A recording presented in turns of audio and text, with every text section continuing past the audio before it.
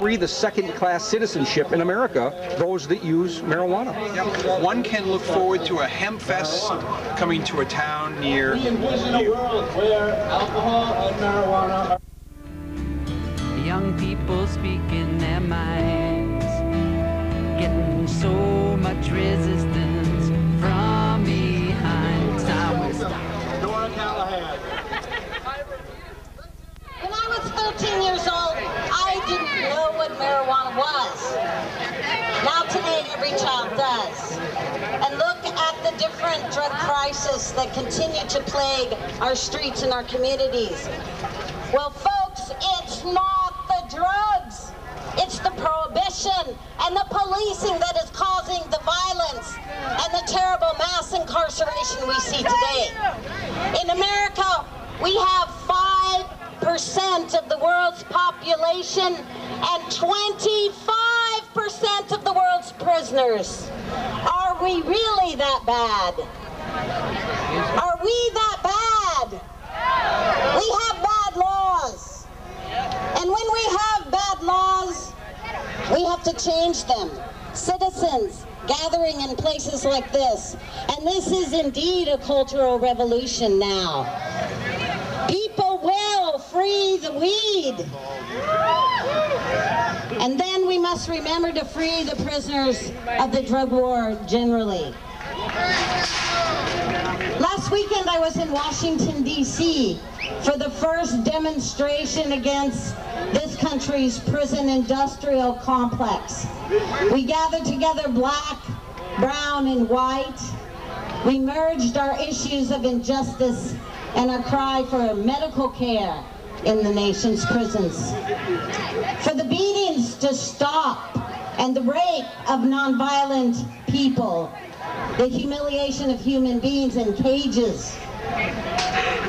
So movements grow, people merge, and it's good to be in Seattle 2005. And when you see these buckets going around, I believe they're red. Dominic, what color are the buckets this year? Donation buckets. Red. They're red. When you see people going around with red buckets, please support this protestival. They're building the prisons for you and those you love. And another thing I want to talk about today is this. Why do people do the police's work for them? We have so much snitching going on. 97% of people who are indicted on drug charges never face trial. They simply give up their friends and trade their friends for their freedom. This needs to stop. Tell the police to do their own damn dirty work. Your freedom depends on it. No more snitching. And there's a notion going across this nation that we have had it with the prison industrial complex. We don't need cages. We need peace and freedom. We don't need Prozac. We need peace and freedom.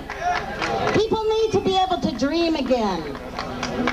And the wars abroad and at home are taking our resources, and communities are failing.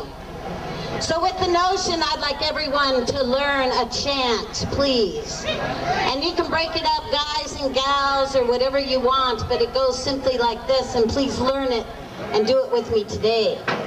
What do we do when communities fail? Build schools, not jails. Everyone, what do we do when communities fail? Build schools, not jails. What do we do when communities fail? Thank you. We love you, Seattle November Coalition. Visit us on the web at november.org. That was Nora Callahan. Show your love.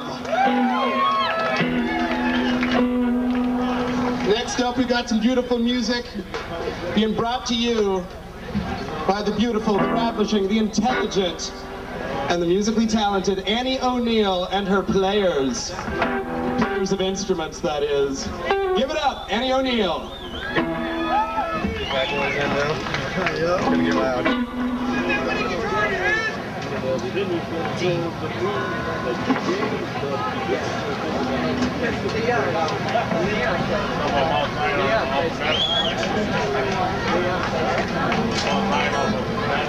Hi everybody, I'm happy to be here at Seattle Hempfest. Thanks to Vivian and everybody, and to my special guests here from Seattle that are sitting in with me, Rick and Bob. Thanks a lot, you guys. Can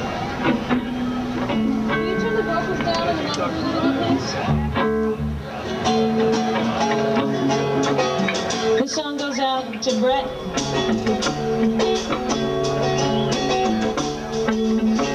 Can you hear those church bells ringing? Sitting on the front porch, swinging. Can you hear that Stevie Wonder playing on my radio? Can you hear the clock ticking, ticking, ticking? Can you hear that guitar finger picking going on around here? Can you feel that heavy thunder ringing?